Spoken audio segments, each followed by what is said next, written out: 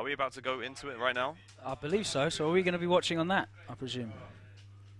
We can watch it there and on here. We've had to disable like our own main viewing thing because this was causing a lot of the issues. Is this it? Well, Hatem needs to switch it to full screen, mate. Can you give us a bit of full screen action, please? So, this is quite interesting because I've not seen Ryan pick Ryu for quite a while now. Got so used to him when he went back to Sagad, and now obviously he's returned to. Well, not returned, obviously, just for the purpose of this. Yeah, no, I think so. These are concept matches, right? Yeah, basically. precisely.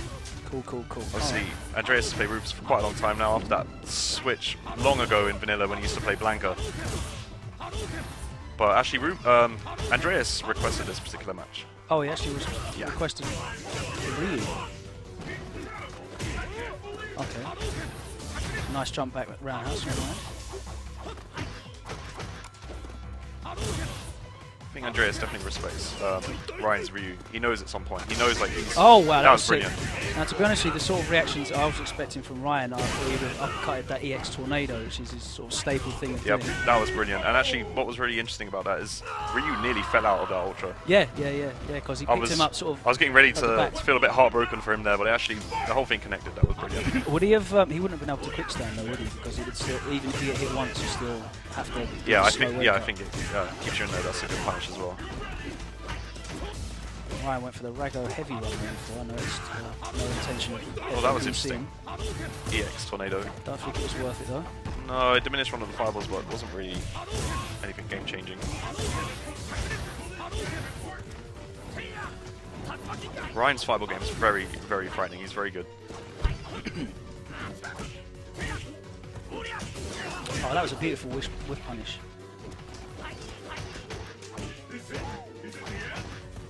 So we're doing first to 10s, right?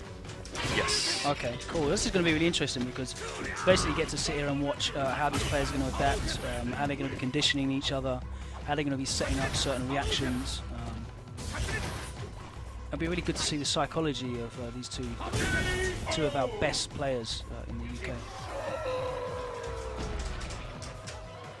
This match decides the winner.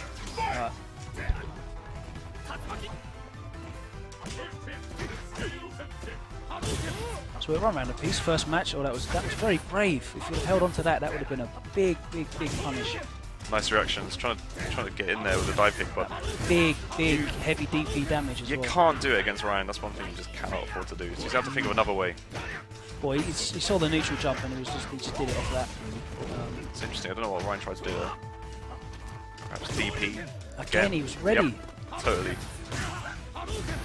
Ryan having absolutely no problems with the setup here today. Reactions are super on point. Beat that down forward medium kick with a light kick. Andreas can find a way to land Ultra. Oh, the big jump in! He would still stand a chance. He'd be able to even it out a little bit with an Ultra, but unfortunately didn't get the chance. Andreas getting a little bit predictable, that sweep. He really does like that sweep a lot. Yeah, he is quite good at it, but perhaps he's predictively tone it down. It's 1-0. It's 1-0. That was the first match.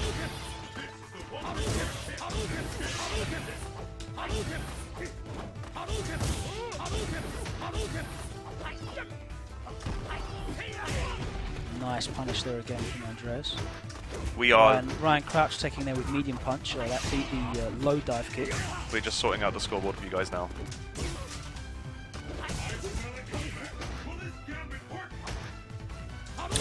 Again, you can see Ryan using that medium punch as an option select. Nice.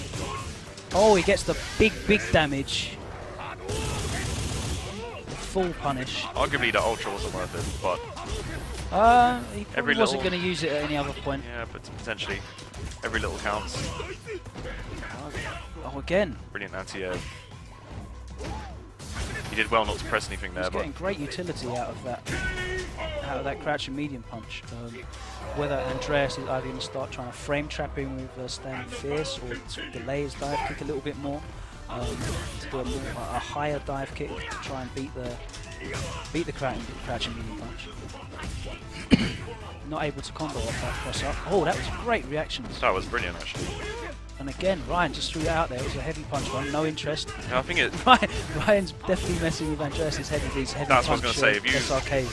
if you do throw out a random, well, you say random Dragon Punch, but if you're willing to do it and take that much of a risk, commit to it. It's yeah, not like, yeah, do you know what I mean? that's really quite confusing. I hate to think what's going through his head right now. And Ryan's mixing it up as well. You saw he took the cross-up dive kick and then went for the medium watch out. punch DP and cancelled that. Exactly, and Ryu with 2 Yeah, meters, no, that was scary. too. Yeah. Hello, hello, hello. Testing. I do apologise for that.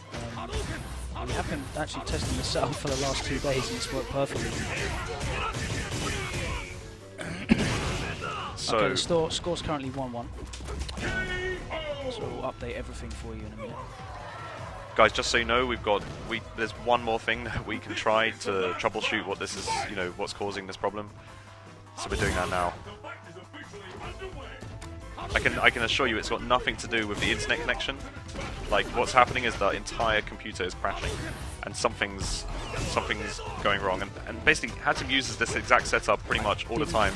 There's just a couple of changes that we've implemented into this particular stream. So we're going to kind of go back, get rid of those things, and kind of go back to exactly how he runs things.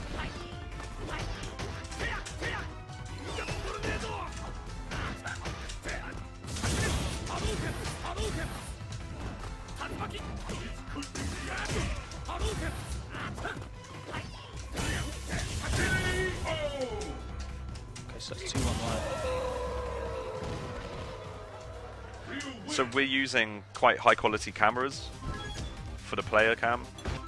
So we're just going to like exchange that out and put in something slightly lower quality, something that isn't absorbing quite so much bandwidth and power from the USB hub itself. Something like that could be affecting the stream. We don't know if that's going to be the cause, but we've got to try and troubleshoot it step by step. No, we've only got 2 cams at the moment. It's just 2 cams. Yeah. But we've also got the USB 3 plugged in for the actual streaming device. Are you ready? Fight! Oh, got a stage swap.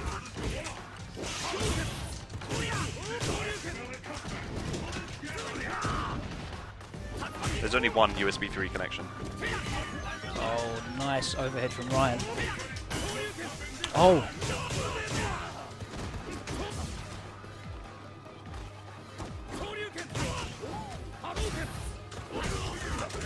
Cool, so are we all good to go? Are we back now?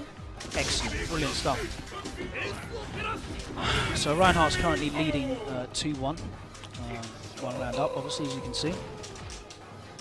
They opted for a stage change, which is good because I don't want to see downtown China for the whole, yeah, I was going to say, possibly 19 matches that we could see. wow. Andreas going for that cross-up dive kick quite a lot. Oh, nice. Back in the corner. That time it was low enough to combo. It does get him in the corner, so let's see Andreas' corner pressure right now. Oh, Ryan just goes straight forward. Not afraid. I think he can tell. He knows when it's not safe.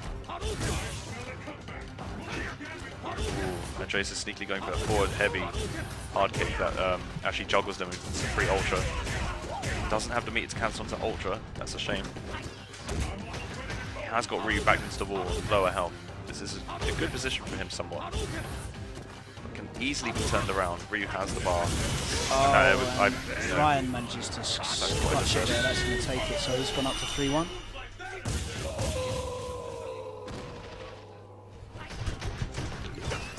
Are we back now? Apologies, guys. So again, we just had like a power outage. I don't know why that's happening. Trying to work out what's going on. Ryan is up 4-2.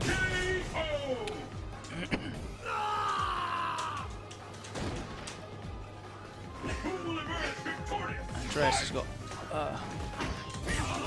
considerable amount of meters to work with there. Obviously, Ryu is really dangerous when he's got that super.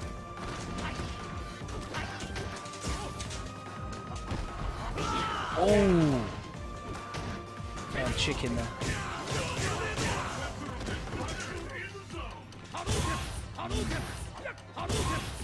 Pretty even right now. I think Ryan's just trying to let him walk in so he can stick out that low medium at some point in the future.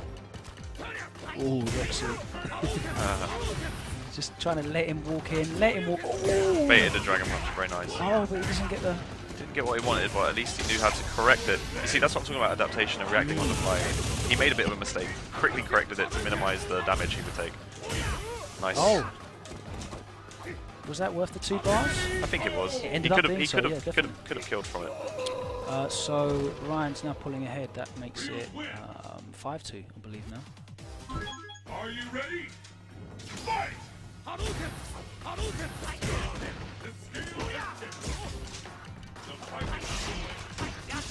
Oh, that was definitely an input error. Good reactions. Good sweep.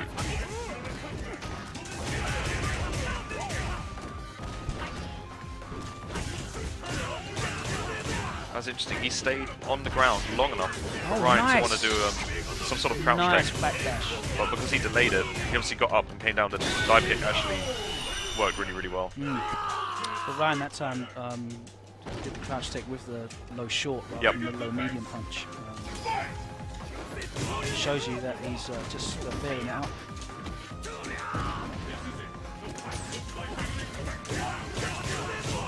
Ryan is now sitting on 4 meter. I'm wondering if he's going to opt to just like get a super in there. What's he going to do with it? He's got so many ways to land a super. Really nice whip punish again from Andreas. Good damage as well. Now he has super and ultra. Yeah, I think he's definitely going to want to try and land DP into the ultra. And maintain those 2 bars. He's going to be really upset if he doesn't land something and lose this round. No one likes to lose a round with a full super. He's used half of it. Oh, great play by Andreas, man. He takes it. That's 5-3. Now the problem is when you are sitting on that much meter, you do sometimes end up looking for ways in which to land.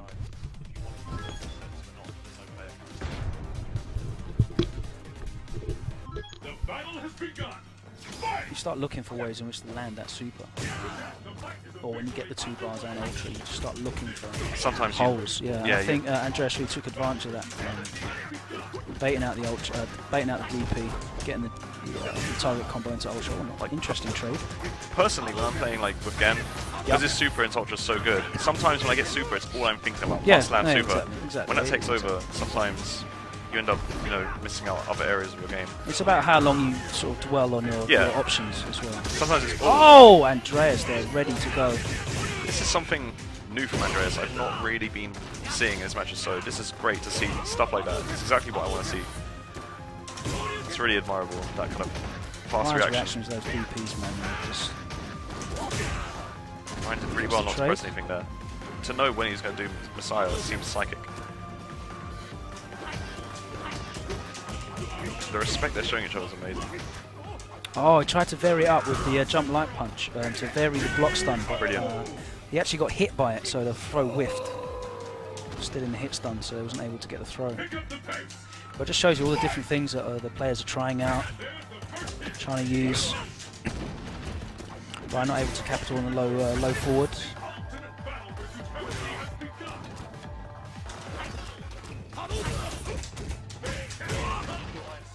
Yeah,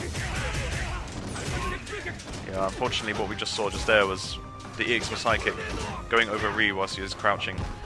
One of the points actually Andreas has spoken to me about, not just with Andreas, but pretty much every Rufus player wants EX Messiah to hit fully on crouching opponents. I spoke to Andreas about that before, man, and his balance requests were really quite reasonable for Rufus. I remember him saying like he was quite reticent to take that as a request, you know what I mean? As I want that to hit on everybody. But there's certain characters that he feels like the reward they can get from being able to press you with the crouch and light kick is just too much.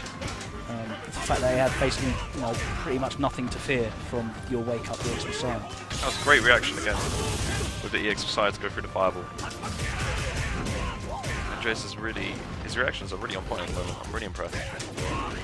So seeing as you know, you have brought up the changes and that sort of thing, it'd be good to let some of the people know a little bit about what's going on there as well, possibly. Obviously, so in-depth information, but no, we were talking about it earlier. And all I can really talk about at the moment is just the process that's going on. We've every week been opening up the forums at Capcom Community, opening up 10 characters at a time to really discuss and let basically everyone have their voices heard, and it's been a really interesting process. We've been going through all the different comments. And you've also been doing focus groups around the world with the top professional level players as well. I know they've done a number of them in Japan. I know Combo Fiend's obviously been liaising with a lot of the players, and you've been speaking to a lot of the British players about not only their own characters, but how they feel, the metagame of some of the top characters that people may feel are have too many options to be balanced as well. Yeah, no, it's really interesting to hear the suggestions, not from just pro players, but also from the intermediate and the casual players as well. And some of the requests actually pop up from every type of player. That's what's really interesting. Obviously, I was saying earlier, some changes are good, some not so realistic. And even for pro players, not everyone, it's really hard to not be biased. Everyone wants their character to have every tool and win every matchup. So it's really, it's really important that we take on board, just not just the buffs that the players who main the characters want, but also look at possibly where they might need balancing in other areas. So it's I can't say whether characters are all going to get buffed or nerfed or anything like that. It's just going to be about balance. It's about balancing the entire game, making it more enjoyable for absolutely everyone. And don't worry, just because you're a Cammy player and you think, gosh, you guys are going to nerf her. You saw the fear there from Ryan, sorry to interject, but you saw the fear there from Ryan of Andreas' reactions there. He threw the fireball and FADC backwards to avoid the possibility of eating an ultra through the fireball. Actually, talking about that particular thing, as soon as you see someone do that, that's a huge amount of respect they're showing you. What they're saying to you is, I know you're capable. I know you're capable of reacting to this fireball on the first time. So that should be a bit of a boost for Andreas as well. Ryan is pulling away a bit. It's a 6-3 lead, obviously, as you can see. But they're pretty evenly matched at the moment. I think really the thing that's really edging it is Ryan's reactions, and able to predict and adequately gauge, the jumps from Andreas and know when that DP is definitely going to land, regardless of what Andreas ends up doing. It's very rare that I've seen him try and DP and it not hit in a like a dive kick situation or a jumping situation. Indeed. Just right now, it's so tense. Oh, he's got the... Oh, the throw! Okay, anything can happen now. Cross up. Oh! And Ryan's just going to play keep away. Oh! Oh, the EX for the extra range. Yeah. EX for the extra range. That was really, really hard. Ryu has a lot more in terms of chippable options that come out quickly. And with a projectile as well, that's really difficult for Rufus. 7-3 matchup without that costume, as you said. Yeah. Great match though, really right down to the wire, that was good. Yeah, man, it's great to see I like that cheeky overhead was brilliant actually. Yeah. That was too good. Oh, big crumple. What? Did quite a bit of damage. Ryan's just happy to just chill. He's really, you can just see the confidence. There's that range from Ryu's sweep that we all forget about. He's just got the confidence there to just chill at that range, and he knows all of his options regardless of how Andreas wants to get in. And that was a really, really powerful round from Ryan.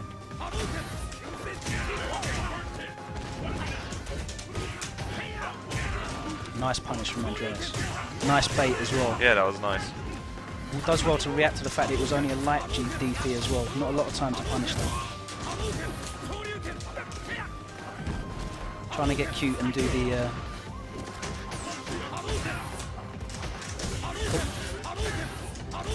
That fireball game at that range is so frightening when you're playing against Ryan. And remember, he's got the 4 bars and ultra as well. He's well stocked. And that's super. Exactly. Look at that. I would say that's worth it. Oh! That's a sneaky overhead. Like, something like that wouldn't work if you had more health because you feel more comfortable, but something like that, at that particular tense moment in the match, for some reason is so That Ryu overhead, man.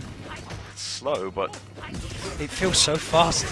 it's reactable, it's definitely reactable, but like I said, under the pressure at that particular moment, it's just the right thing to do.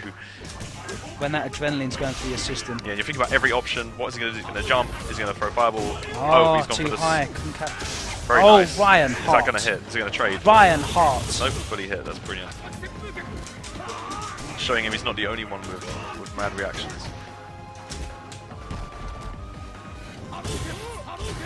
See, earlier Andreas was reacting to those focuses with Tornado and breaking them. I was going to say, now, actually, you're just seeing the level of confidence that Ryan's got there. Maybe the less confidence that Andreas. That was a bit. And Ryan knows that random. was a big mistake. Let's see if he can capitalise. Yes, he can. That's just one of those rounds. That could be a turning point, though. Could be a turning point. It could be. It could be, that little bit of doubt that creeps into Ryan's game. That could be that little bit of confidence that gives Andreas a bit of hope. Because at the moment, it is 8-3. It's got a long way to go to come back.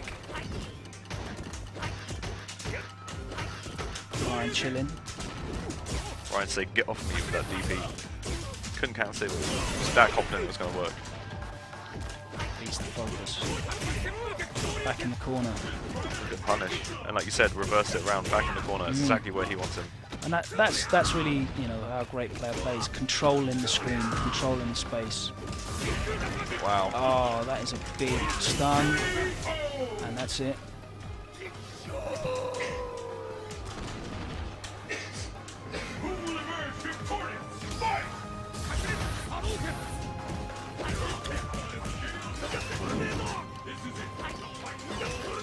I'm not really seeing Ryan use crouch and medium kick a huge amount because of that very reason, like the late dive kick.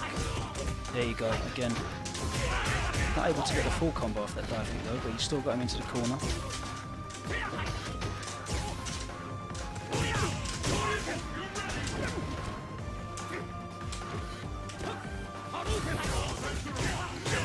Into the ultra, yeah, there we go. Set up after this, what have we got? I know what Ryu's going to do. Oh, the cross up focus and combo. Oh, that was really impressive. Oh wow, the last hit of the snake strike. That was really impressive by Andreas. Finishes him off with the snake strike. Knew exactly how much health that was going to take. And he's brought it back to 8-4. I wonder if he knew that was going to kill. I wonder if he just... No, that was his only option to do his max damage. He's been playing him for, what, like 3 years now? He knows, man. He knows what he's doing. And again, Andreas taking a little moment to compose himself. He's riding on the success. The battle has begun. Fight!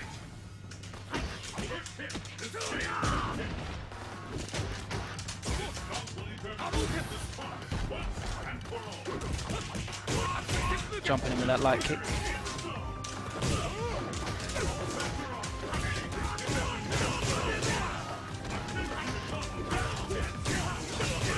Yeah, if you just slightly misplace that anti-air crouching medium punch just on a dive kick, you end up just getting counter hits. Horrible. Exactly. I mean, there's nothing that beats all of Rufus's options, and that's really his strength. If he just keeps mixing up what he's using to get in and what he's using to defend, obviously, because it still is the same situation for his EX Messiah follow-ups. You can try and beat them, but not one option will not beat all of his options.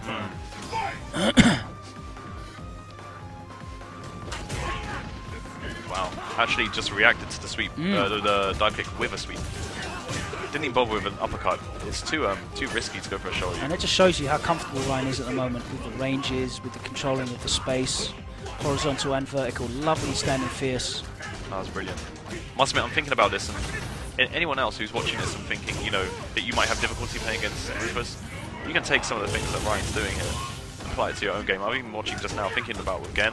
The most important maybe I can thing sweep is his playing, dive kick. yeah, just playing with confidence, knowing what your options are and executing them. You know what I mean? You don't always have to do something as well. That's what I find really Yeah, interesting. I mean, we saw that moment there when Ryan was just chilling and saying, right, cool, now come in. Yeah. I know what I can do when you walk forward. But like, not even moving back, not throwing a fireball, not nothing. Just again, look, he's focusing his at that range. He knows that if Rufus neutral jumps, you know, he can't really do anything because if he dive kicks, then he's going to get crumpled. If he just neutral jumps, then he's got time to backdash out of the focus. So I want to see Andreas really utilising that tornado if he can on reaction a little bit more.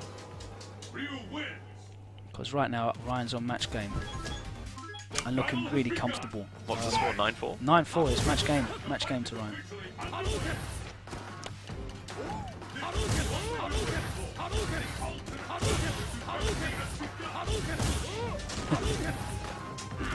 What is the arguable matchup?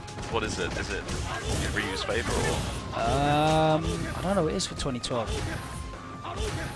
Is it on the stream though?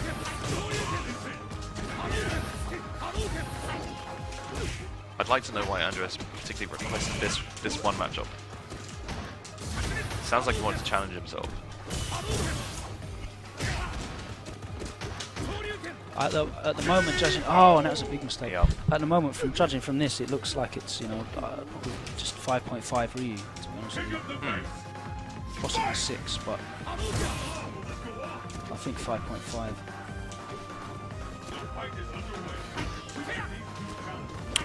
I love in footsies, Ryan's just using different buttons all the time. He's using that standard medium kick now. Before he was using crouching medium kick, before he was using focus, he's just keeping it varied, and that's the sort of stuff that you'll just see in these first attempts. Oh, no punish again, you see, using that light DP, and it's difficult to get the punish from that range. Wow, actually connected with that. Yeah, that was enough range that he got the full thing. Nice jump back from Ryan there in anticipation. If he managed to punish that, that'd be beautiful.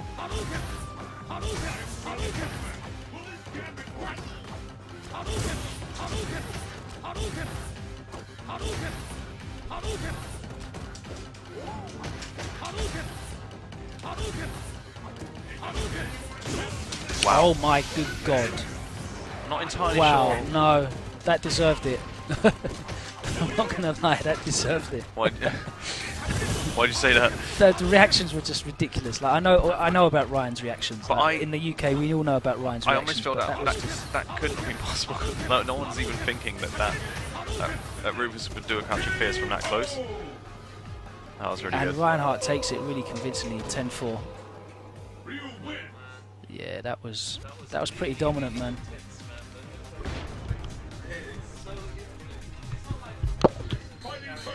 So we're going to get Ryan in to talk to him about that, and obviously what he's been up to recently as well. Let's go through that. Very confident performance from you. Thank you. You looked really controlling of the space, looked really confident in all your options there. It was really interesting to see you trying out loads of different buttons at the mid-screen range. You seemed so comfortable at that sort of mid-screen maximum footsies range against Andreas with Ryu. Yeah, I know that Ryu has a strong advantage with space against Rufus because he can kind of control the game, control the space, and dictate what Rufus can and can't do. So I tried to use that to my advantage when I was far away. Obviously, when Rufus does get in, it can be trouble for Ryu because of all the different options that Rufus does have in the close combat game. So I think my game plan was more or less to... I think, to be honest, my game plan changed from game to game because some games, some things will work and some things won't, and stuff like that. So you kind of have to adapt to what your opponent is showing you and what you see is being successful and not working. Games where he would favour the dive kick as a footsie tool, I'll probably do less catching mediums or throws and things like that, and probably try to keep it more to a true string based game with calculated throws or overheads, etc. And also, I find that Rufus kind of doesn't really have that much to stop backdashes in a way because...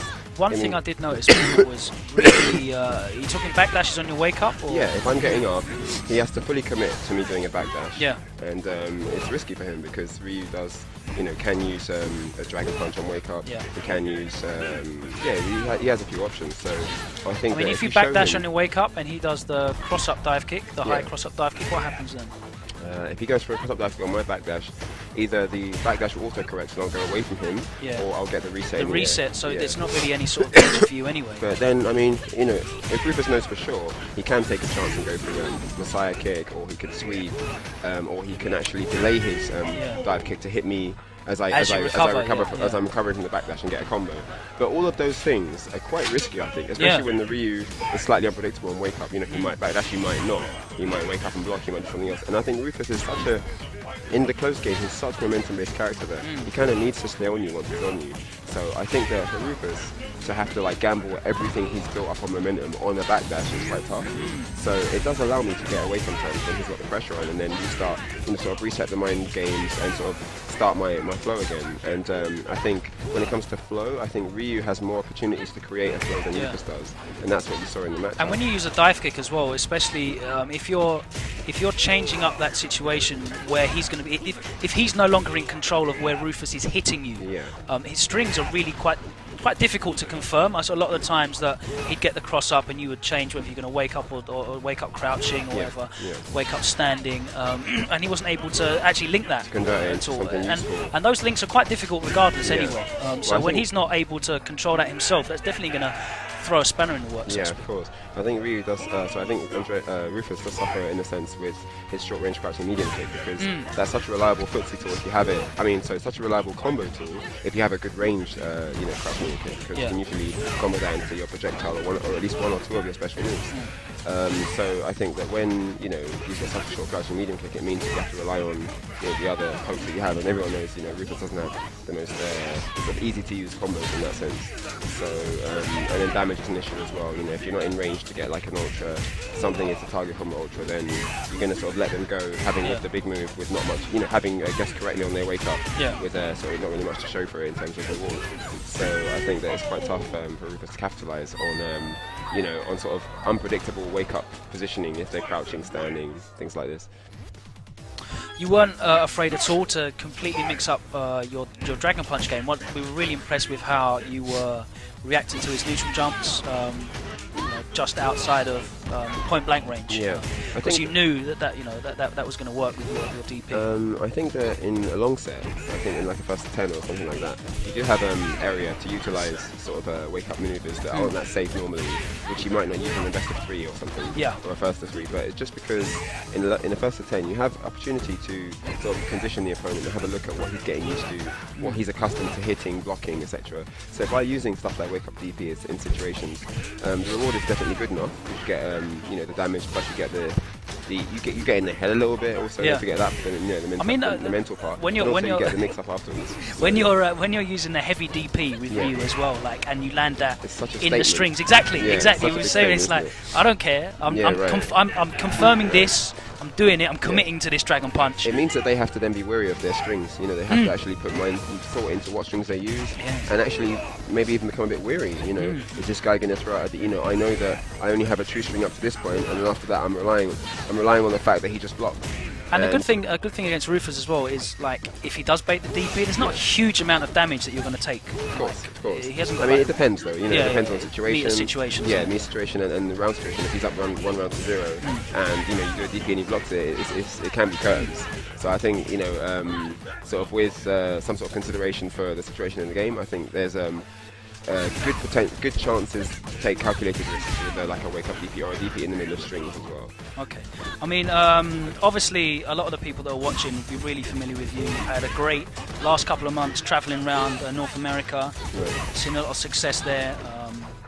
Winning, is that your first major for SF4 in North America? For SF4, yeah, that was my first major outside of Evo. And how much did that mean to you, man? No, it was very important to me. I wanted to go there and sort of do my best and see how I could perform under the pressure of a foreign, you know, being in a foreign continent, and just seeing how my style would sort of match up to the way they play over there. Obviously, everyone saw the Sagat Mirror where I played an American-style Sagat player, to see how we were different in that element, and then also the tournament perspective where I'm actually going up in a best-of-3 set against top players from around the world.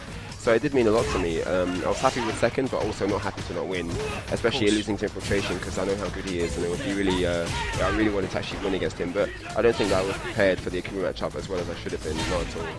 And I don't think that the match is as bad as I made it. Do you really think that you could to be honest with you, everyone was watching that, looked there and felt like you wrung every last drop you could out of Sagat in that matchup. I mean, we were seeing you block things that people would presume were unblockable. We've seen you react to things that were just like almost beyond preternatural reflexes. Like everyone watching that, you know, was congratulating you in the stream more than Infiltration. It was really strange to see. Like, so for you to say that you don't feel like you had prepared fully as you could have done for the Akuma matchup, do you believe that there's more there? Yeah, I definitely do. I mean, I've got lots of tech that I didn't actually use in the match.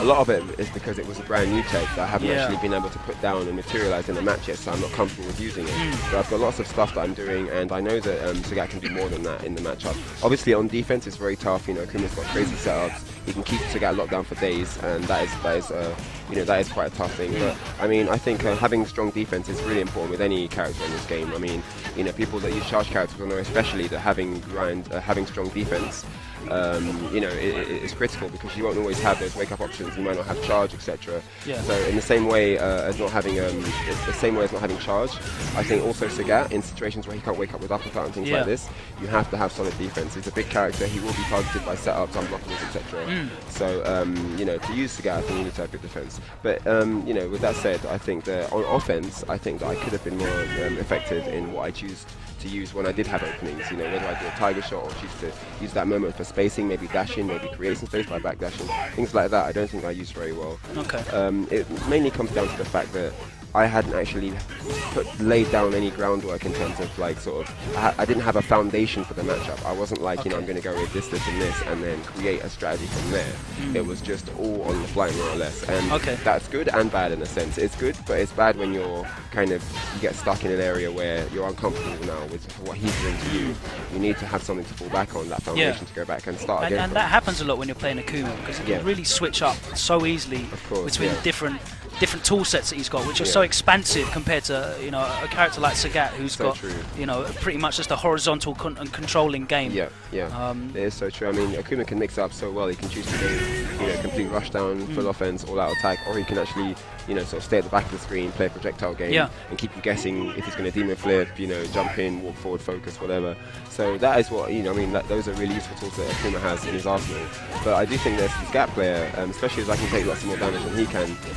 It's about utilizing where you can get in those important hits, you know, where you can get that crouch fierce, where you can get the standing hard kick, where you can aim for the jump in, where you can do a move through his projectile. I mean, Akuma does have vulnerability, and I'm not saying that Sagat beats him in the matchup. I still think the match is in Akuma's favour, but I don't think it's as bad as the way I lost it in final round. I think that I could have done a lot better, even won, had I had a lot more of my strategy sort of ready to go, you know, sort of locked and loaded. This is really interesting to hear from you, man, because obviously going back to like DreamHack before then, you were really a lot more pessimistic on Sagat's chances in that matchup, to the point of really putting a lot of time and effort into Yun for that matchup, because you felt that he dealt with Akuma's tools a lot more effectively.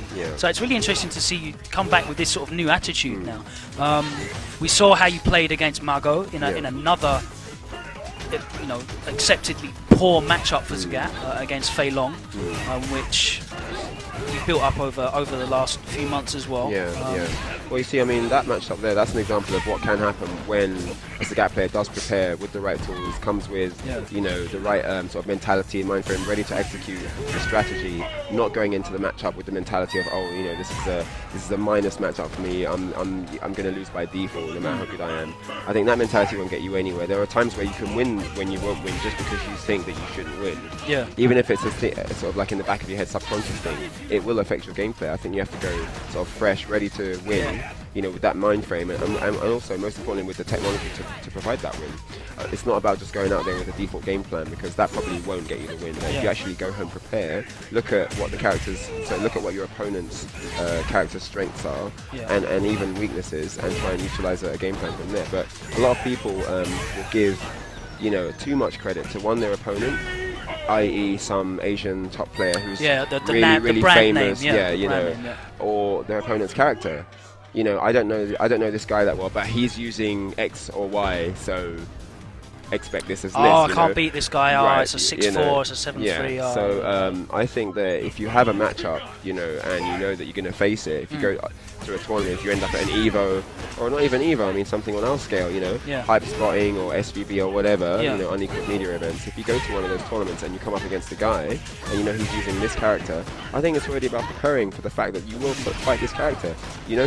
Most nowadays everyone knows who the top players are. You're going to be fighting Mr. X or whatever. You're going to get to him if you get far. Yeah. So start preparing for how. That's one of the reasons why it's really important to travel, though, because, like, for yourself, in a European tournament situation, you are going to end up playing a short list of players, right?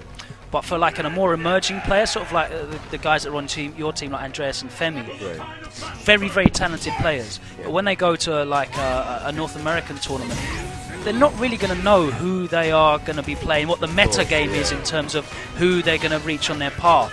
But for the top players, they know, okay, I'm pretty much guaranteed to get to this level in the tournament, and I have to focus for these players. I think it comes from mentality. Yeah. Because if you're going to win, if you're not going to come top 8 and you're actually going to win, you would put in the research to know who's good, who's going to be a threat when you're out there. I mean, this is why we have YouTube and all these forums and commodities now. Yeah, and you come from obviously a time when that didn't exist. I come from a time when we didn't even have internet, so like, I'm caveman, you just black and white cabinets in the chip shop. Just wake up, pile of bones for breakfast. I mean, that was all we had. We didn't have any games or anything. And the thing is, those days, playing arcades in the chip shop or the minicab station or whatever, that was like amazing. For us, that was the best thing we ever had. Now it's all about competition and traveling and all these. It's a job now. Like, it is a job. Like, it's a job. So different. But what I will say is, I think if you're planning to win an event, whatever event, any sport or whatever, you will look at your competition. And if you know it's a global event, if you know the tournament's going to be held in Taiwan, you will look up who's doing well in Taiwan, who their champion is, who their second, third, who their top 5 to 10 players are, and you'll start breaking down what they do. On some proper like molecular level. If you want to beat them, it's going to come to that. So I think. Well, look at like Infiltration versus Daigo in the Evo finals, man. Like he probably had notes on what Daigo ate for breakfast. Like, he probably had guys going through his trash and that, like reading his receipts and stuff. That focus dash on the 5-quarter stuff was like, I know you, I know exactly what you're going to do. I know how you play, and that's just prime example of what happens when you do have sort of like the groundwork laid against the opponent, and this guy's got a tendency to use this and that move here. I'm going to be ready for it, and I'm going to use this. It's not just about knowing what a player does, because there's levels. There's one level of actually knowing what a player does, and the level above that is actually making a strategy to go against what the player does. Because there's times where you're like, well, I know he's going to do this, but I'm not prepared. I might have this or this, but I haven't actually sat in training mode and worked out what the max damage I can get from this opportunity is. And that's when it becomes about you as well, because you can extrapolate even further. Like, okay, well, if I know player X is going to be doing this, and I have a strategy to combat that, I also know that he's going to then change up to this, because I'm showing him this, and that comes your creativity, your understanding of how the game. I do think that at a high level it does work, sort of like chess, where you're sort of 3 or 4 moves ahead of the opponent. And I think it's about actually going into stuff like, okay, look, I'm going to do this against him. If I was him, I would counter with this or this. And because I'm going to be ready for that, I'm going to use this, and this, and then if he counters that, and you go in with this complete kind of like rock, paper, scissors element mentally going on, where and things like that. I mean, 9 times out of 10, just having that preparation will get you the win. He won't even have changed into half of the stuff you prepared for, but just because you were that ready, that gave you the confidence to play your regular game. And going back to what you said about traveling abroad where you're not ready for your opponents, I think if you go abroad using a main character that is not in that top 5 category of best characters in the game, that S tier rank, you're going abroad with a character that's not that good or not as good as the winners, the tournament winner characters. It's sort of like even more important, imperative that you practice the right things for the right opponents and things like this, and actually knowing your sort of your enemies. Who are these players you're going to be coming up against, knowing who those are. And I think it's definitely to do with just having the mentality of you're going with a character that's maybe not top tier, but you're going to win. You're not selling for anything else. And you won't be able to come up with the goods. I think the game.